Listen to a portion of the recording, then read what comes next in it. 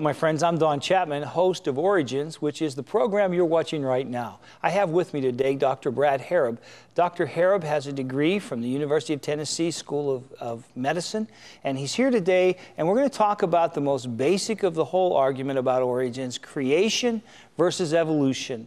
Now, Brad, it's so good to have you today. Good to be here, Don. But you have those framed as if creation and evolution are irreconcilable theories, but I meet Christians all the time who tell me they believe in both. Can you believe in both? Unfortunately, there are a lot of Christians who would compromise and are trying to take what the world is saying as far as billions or millions of years and marry it with the Bible. But I think the Bible's very specific in that God did it precisely in 6 24-hour days. And there's not enough time. If you look at the genealogies, if you look at Bible history, there's not enough time to squeeze evolutionary time into it. Plus, would you agree that evolution has become a kind of anti-God theory? Definitely. It's not just a scientific theory, but it's become a forum for people who don't want us to think there's a God out there. At the root of it, everybody needs to understand the evolutionary theory is teaching that we all descended from a common ancestor that itself basically came from a non-living rock. There's not a whole lot of God in that picture. No, there isn't. And there's a hostility towards God in a lot of it, isn't there? Very much so. Very much so. Well, let's talk about Origins, which is the name of our show, the very nexus of our beginning.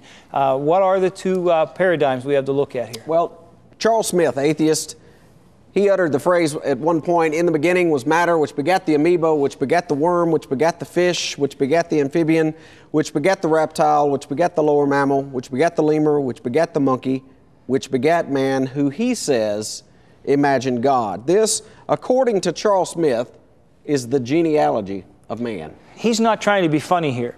He honestly believes that God is something that man has dreamed up as a superstition because we couldn't handle reality. That's precisely correct. All right. And if we compare that with the first two verses of the Bible, "In the beginning God created the heaven and the earth was without form and void, darkness was upon the face of the deep, and the Spirit of God moved upon the face of the waters." Definitely a difference in those two beginning statements. One, you're saying, hey, man imagined God. The other is putting God in the driver's seat and saying he did it all.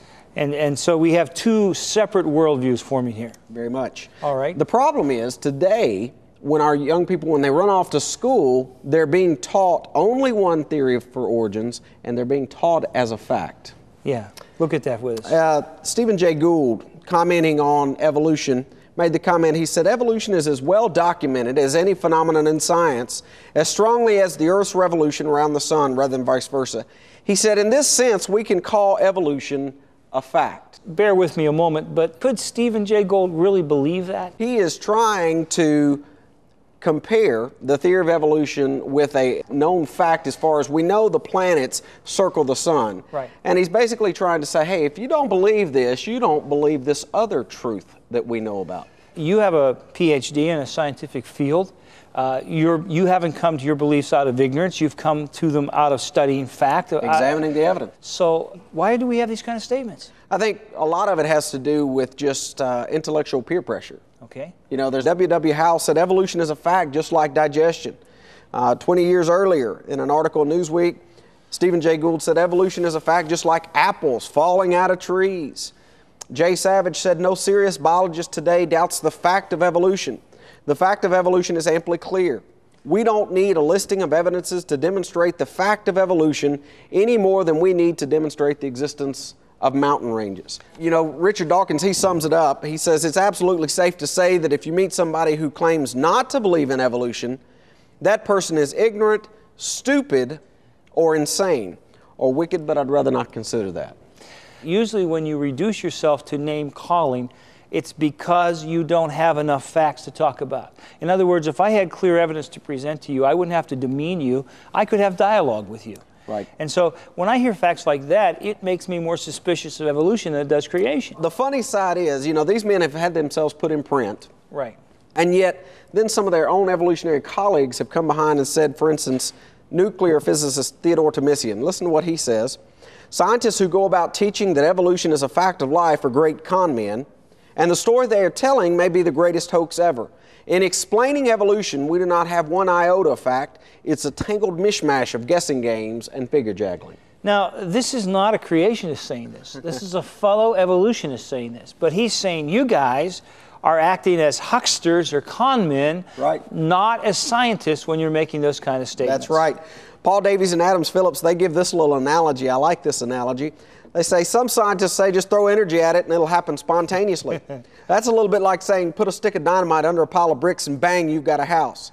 Of course, you won't have a house, you'll just have a mess. Paul Davies went on to say there's powerful evidence that there is something going on behind it all. It seems as though somebody has fine-tuned nature's numbers to make the universe. The impression of design is overwhelming. If we just defined what is evolution, what is creation, George A. Kirkut, he defined evolution when he said, on the other hand, there's a theory that all living forms in the world have arisen from a single source, which itself came from an inorganic or non-living form. This theory can be called the general theory of evolution. Now, you're going to go up to the board and talk to us, and while you're walking, I'm going to ask you, there's something he says there that jumps out at me that we need to talk about.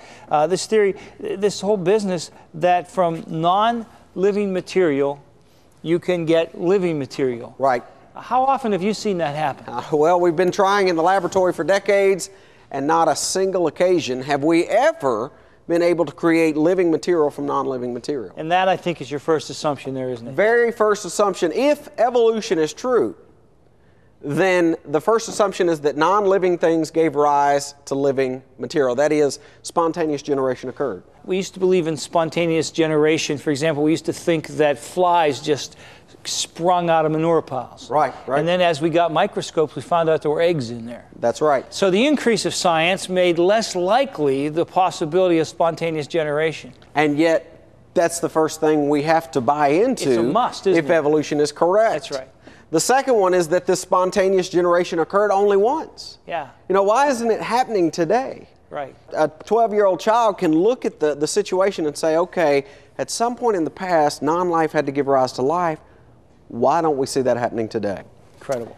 Third is that viruses, bacteria, plants, and animals are all interrelated.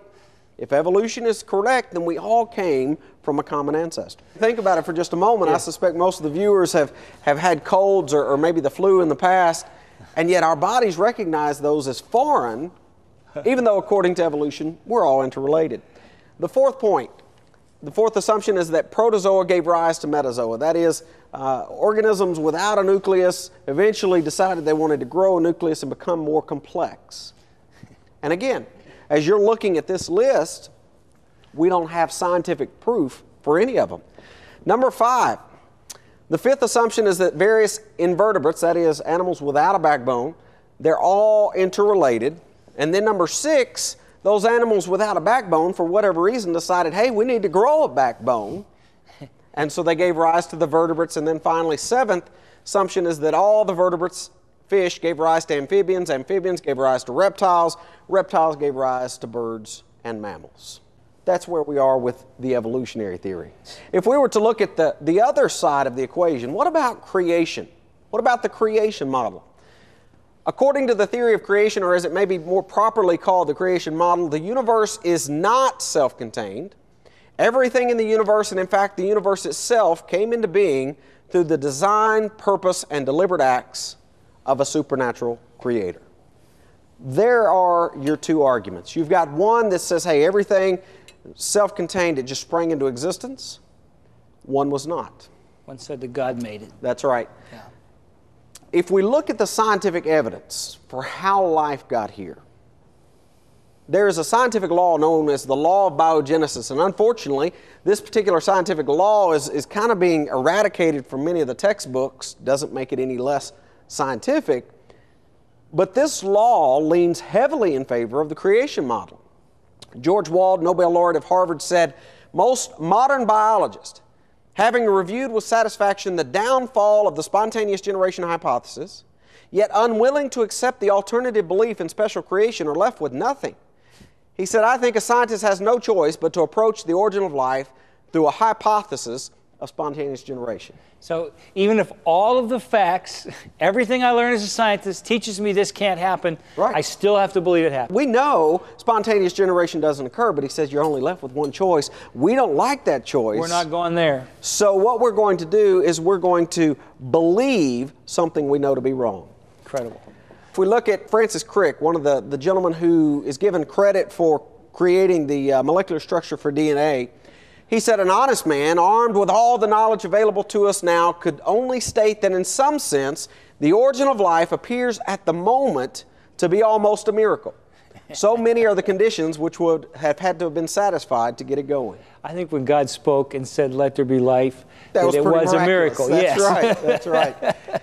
Sir Fred Hoyle, who was knighted for his scientific achievements, a man who, in fact, anybody who was studying physics back in the 60s, 70s, you studied some of his physics theories.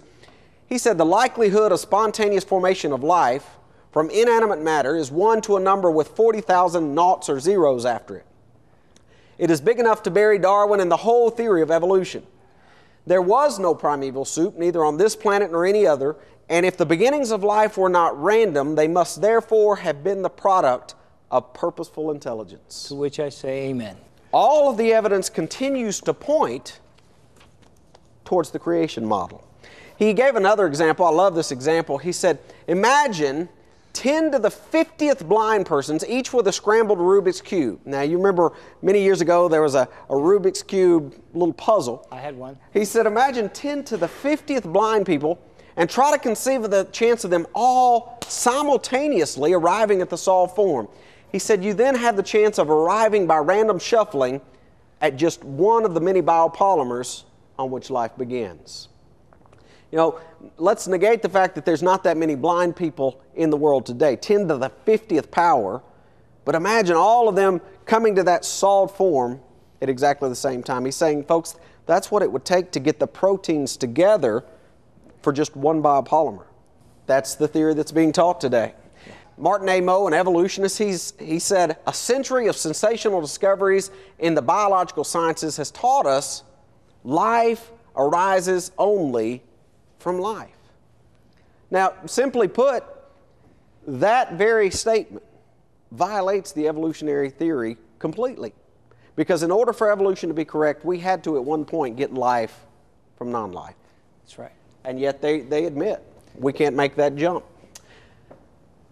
And yet we look at what's coming into our home, we look at what our children are learning, and time again, rather than it being a situation where we're actually evaluating the evidence, it's just a perpetuation of the evolutionary lies.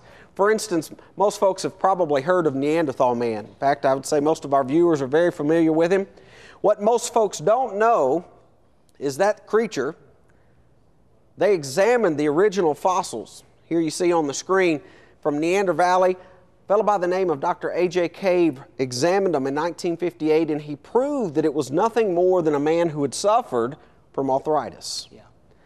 We can talk about Rhodesian man, who was found in a zinc mine, 1921, displayed prominently there in the British Museum of Natural History. Now, you know, Don, think about how many young people walk through museums, they look at these things, and they think, hey, that's the answer. The only problem was Rhodesian man's pelvic bones had been crushed. They sent him to this museum. They let bird specialists set him upright in the exhibit, and they fashioned him stooping over. Looked basically kind of like a cave-like creature. And it was only later, after true anatomists had come along, they realized the mistake. They realized he wasn't a stooping man. He was a modern man and even had tooth decay just like you and I. And yet how many thousands of young people walked by, looked at that display, and assumed this was a creature on its way to becoming human. Yeah. Or we could talk, for instance, about Orc man. Single piece of bone around the parieto-occipital region of the skull, right back here. From that one piece of bone, some overeager scientists decided they had another missing link. The only problem was that one piece of bone later we discovered belonged to a 6-month-old donkey. Last but not least, Don, we've got Flipper man. 1979, a collarbone was found. It's actually this middle bone you see here on the screen. They dated the plankton around it, said, oh, it's roughly 5 million years. I love how they just kind of come up with round numbers. marched it into a science conference and said, we've got one of the oldest upright walking bones of a humanoid fossil.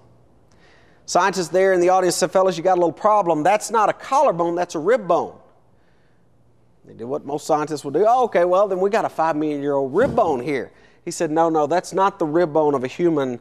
That's the rib bone of a dolphin. Huh.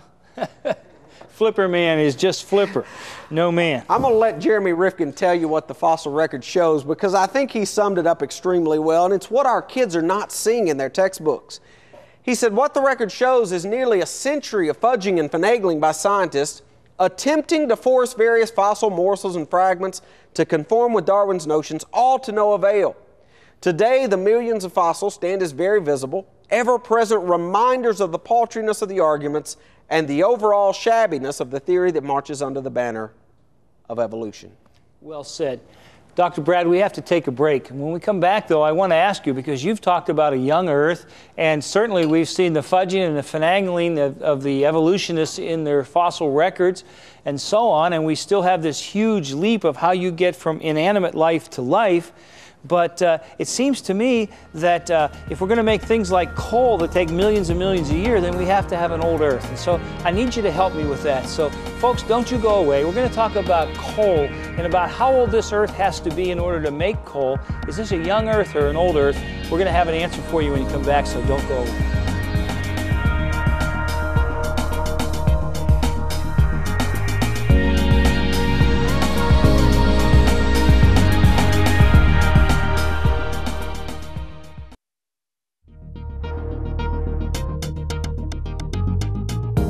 Today's guest on Origins, Dr. Brad Harrub, is the co-founder of Focus Press Incorporated.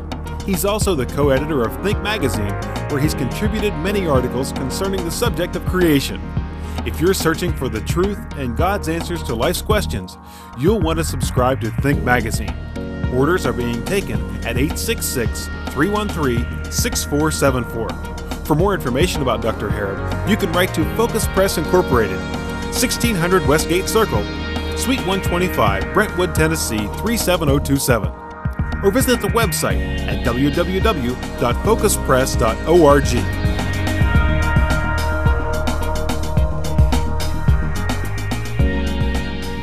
We're back, and Dr. Brad Harrub is here with us, and we're just talking about the whole evolution versus creationist debate. And Dr. Harrub, as we look at the issue of coal, if the Earth isn't old, how can coal, it would take millions of years to make it, how can it be formed? Well, you know, evolutionists maintain that coal was laid down during the Carboniferous period 250 million years ago.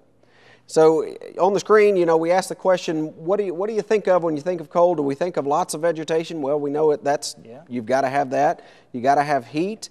You got to have pressure. But does it take millions of years? I would say absolutely not. In fact, I'm going to show you some evidence that that's incorrect.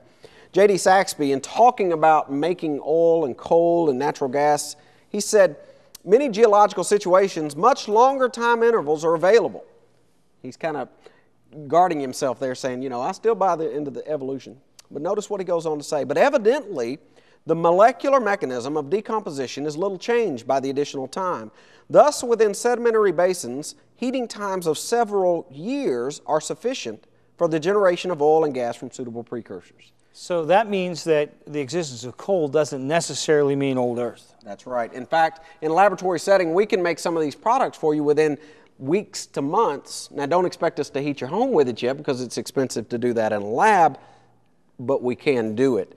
You know, when we think about coal, a lot of times we think, okay, millions of years, we're thinking it had to be laid down long before humans ever existed, and yet we have a lot of physical evidence that disproves that. For instance, Ivan Sanderson, he was talking about one of the discoveries that were found in coal many, many years ago.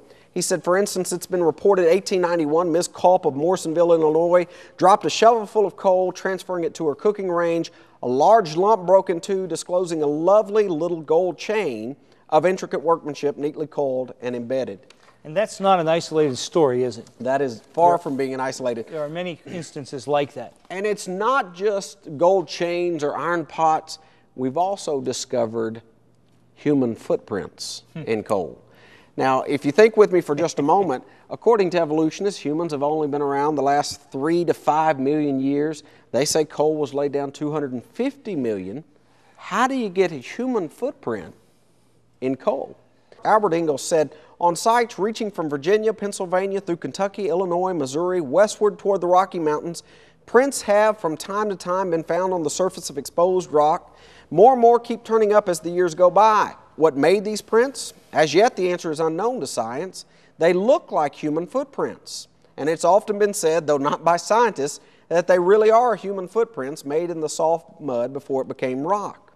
He went on to say, if man made these prints in this matter, then man's antiquity is no matter of a mere million years or so, as scientists think, but 250 million years, for they're found in the rocks of the Carboniferous period, and those rocks were laid down 250 million years ago. So old Albert, instead of assuming that coal is young, assumed that man's been around for 250 million years. That's right. And there's some pictures there on the screen of exactly what they found. And you know, the viewers probably are going to be immediately thinking, wait a second, my toes aren't splayed out like that. And that's true, because today our feet are housed in shoes, and that kind of confines them. But the two pictures at the bottom show Aborigines who habitually go unshod. That is, they don't wear shoes. And you'll notice their toes are spreading out. And Don, so many of these footprints were showing up that they asked Albert Ingalls to provide an explanation.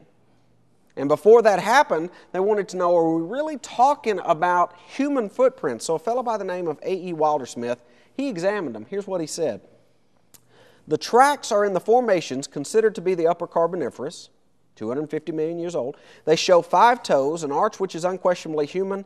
The tracks are 9.5 inches long, 4.1 inches broad at the heel. The width at the forward end of the track by the toes was 6 inches. The being that left the tracks was a biped that walked uprightly like a human. Like a human. I want to share with you how Albert Ingalls explained away these footprints. Here's his explanation.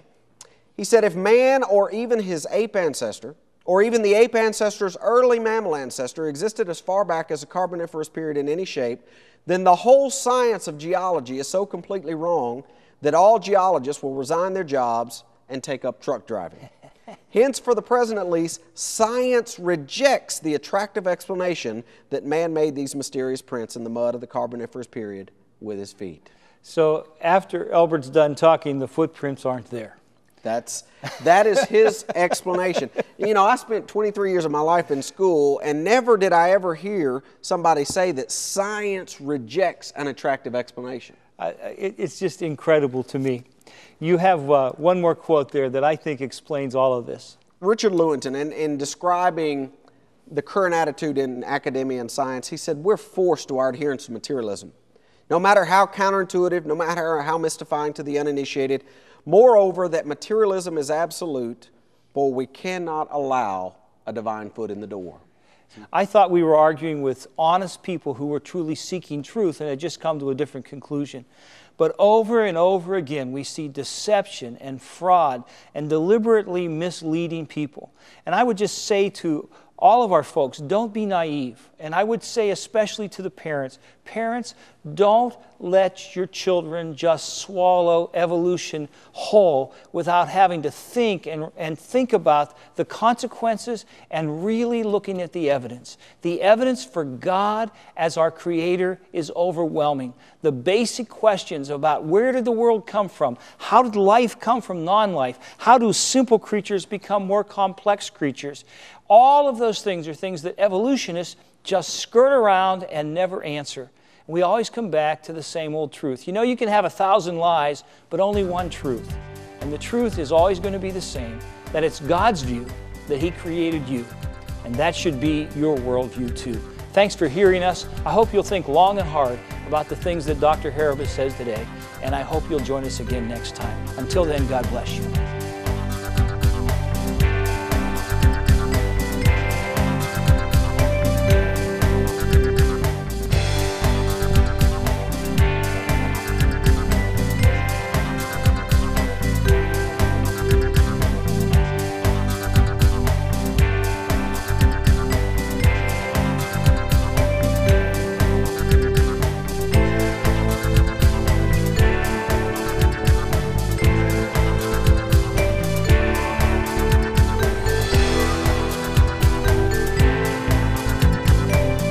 Thank you for watching this edition of Origins. To get a copy of the information presented today, you can download a PDF file of program number 1102 from our website at www.originstv.org. Or for a DVD of this series, send a $12 donation to cover shipping and handling and write to Origins, program number 1102, Cornerstone TeleVision, Wall, Pennsylvania 15148.